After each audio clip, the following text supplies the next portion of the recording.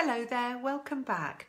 So today I'm talking about how breathing can help us with anxiety and depression, and I'm going to explain how breathing actually works at a sort of physiological level and why it's such an effective approach for helping us when we're feeling anxious and depressed. So I've been learning about the brain and the way the brain works and why breathing is such a helpful thing to do for when we're feeling anxious.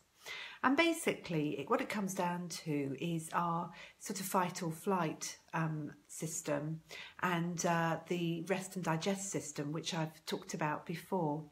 But basically we've got at a very basic level our autonomic nervous system, which is all the things that we do when we all the things we do, like breathing and our heart beating and our organs basically working, and all the things that we don't have conscious control over. And the autonomic nervous system is made up of two parts, the sympathetic nervous system and the parasympathetic nervous system. The sympathetic nervous system helps us to respond to threat and basically gets us ready to run away or to fight, whereas the parasympathetic nervous system helps to calm us down. And usually the two are working in parallel with each other. So as we breathe in, that's activating the sympathetic nervous system, and as we breathe out, we're activating the parasympathetic nervous system, and the two work really well together when we're in balance. But what can happen when we're feeling anxious is that we are suffering from a sense of threat, and our bodies are all geared up to help us run away. And because of the way our brains work, we can hold on to that sense of threat, even though in our modern society perhaps the threat isn't there any longer, but we tend to be suffering from things like, oh, what do people think of me, or what if this goes wrong? And so we're living in this constant state of anxiety. And what's happening there is our neurons are firing up and our body's getting ready to deal with threat. We're producing adrenaline, but it's got nowhere to go. And what we need to do is bring the parasympathetic nervous system into play, and that is actually something that we can control. And breathing is one of the few things that we've got that we can use both from a sort of bottom-up approach in terms of breathing affects us from the bottom up of our brain upwards, but also because we can control it ourselves, it's also a top-down approach, and so it can really help us deal with difficult situations and deal with things like trauma. So breathing is really, really important to us.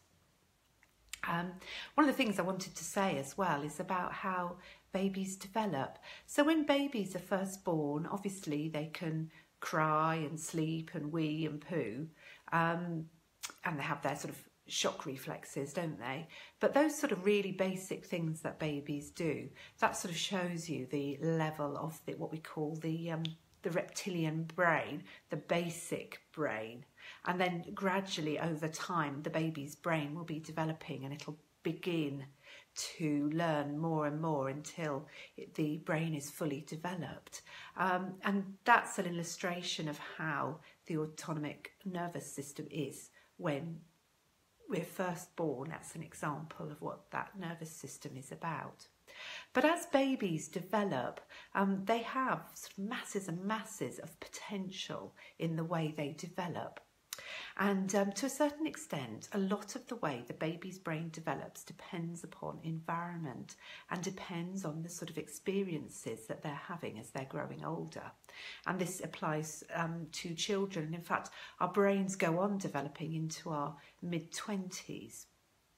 And particularly in the early years, we're very adaptive to our environment.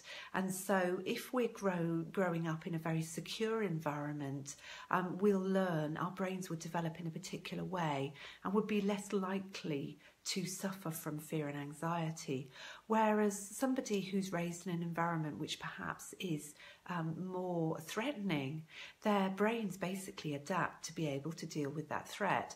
And so children can be very, very aware of threat if they're brought up in a threatening environment.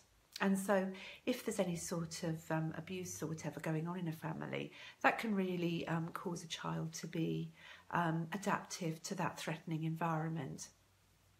And so I think that's really important to think about, because the way that we see children behaving and the way that perhaps we grow up behaving to a certain extent is governed by our environment. And I think that's really interesting, because I think it's very important that we recognise that our brains develop in a way that isn't particularly our fault, that if we were to be brought up in a very difficult environment, we might therefore be very aware of threat, and we might be really responsive to that threat, and we might not have very good ways of dealing with threat. But it doesn't really matter how much we've suffered in the past. What we can do is we have a responsibility now to work out how to deal with things on a day-to-day basis, and to gradually work out how we can be less reactive to threat when it comes along. And breathing is one of the ways that can help us do that, because it helps us to pause, it helps us to have a gap, it helps to bring down that fear system and helps us to be more in a sort of calm system. So that's the sort of theory behind it, and I'm going to explain this in probably a much clearer way when I write my blog about it.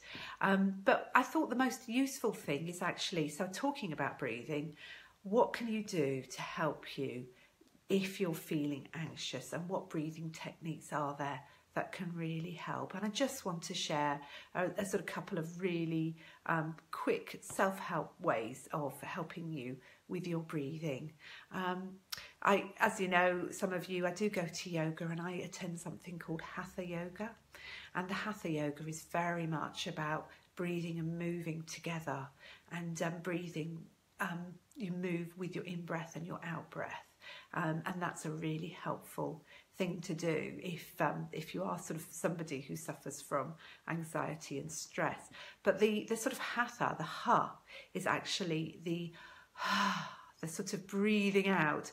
And so sometimes what we'll do at the start of the class is we will be breathing and becoming aware of our breathing, and sometimes it's really difficult to focus on your breathing if you've never done it before. So it can help to put your hands on your tummy, and you can feel your tummy moving as you breathe in and out. And something that we do is we'll breathe in, and then we'll expel our breath like that.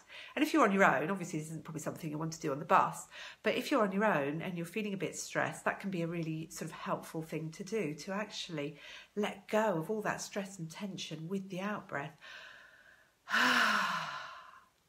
So that's a technique from yoga that you can learn.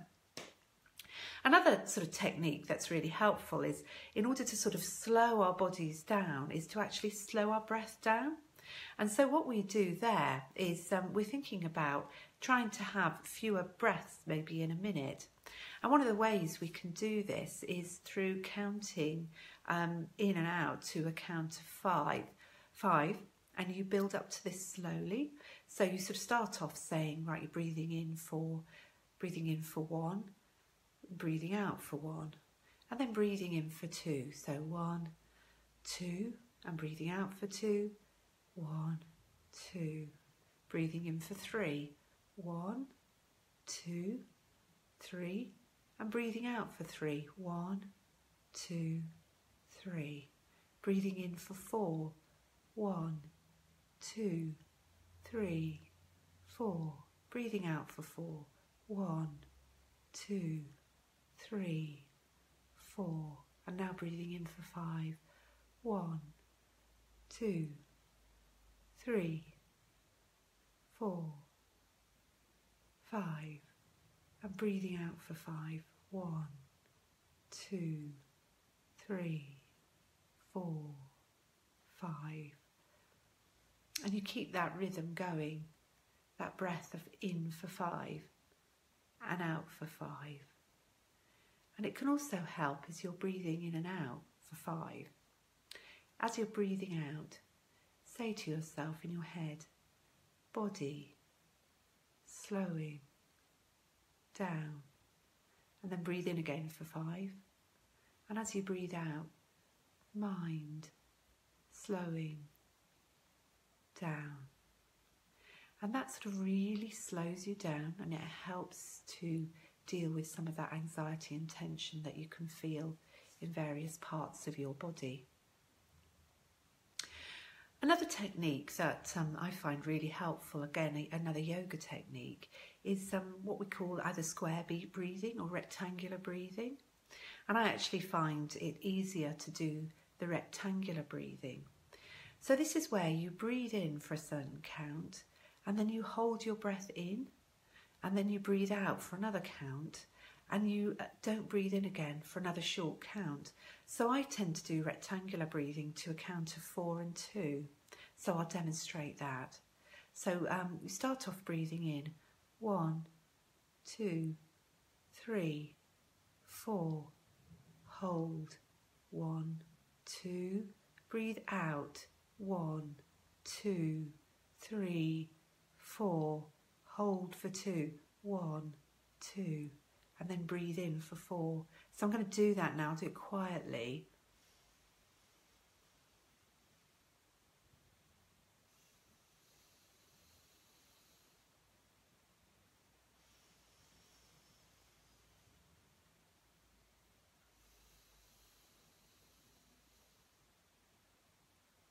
And if you're watching, thanks for staying with me. That was a couple of rounds just to show you how to do it. And then some people, as you get more practiced, and I to be honest, I'm not very good at this yet, is maybe if you're breathing in for a count of 4, you'll then hold it for a count of 4, then breathe out for a count of 4, and then hold it for a count of 4. So that's the square breathing, because the amount of holding is the same all the way round. I found that a really, really effective and easy technique, and it's something that I practice if I can't sleep, because you can't make yourself sleep, but you can actually sort of just focus in on your breathing. If you're focusing on the breathing, quite often sleep will happen. Again, sleep is an autonomic thing, so you can't make it happen, you've just got to let it happen. So I'm going to finish there, but finally, one last thing I'm going to say is, if all else fails and you can't remember how to do any of these techniques, and a really useful thing that I learned when I was teaching childbirth classes is SOS, which is sigh out slowly. So if you're in a panicky situation, SOS, just sigh out slowly. You know, and as you're sighing out, you're dropping your shoulders, and that is helping you to relax. So what I'm going to do is I'm going to write this up, the sort of science behind it, the neuroscience behind it. Don't be too scared, I won't go into too much detail, and also what the techniques are. And I'm going to put that in my blog this week. So if you'd like to see that, it's at thegoodenoughmum.com/blog. And thanks so much for watching. I'll see you again next week on Tuesday at 9:15. Bye.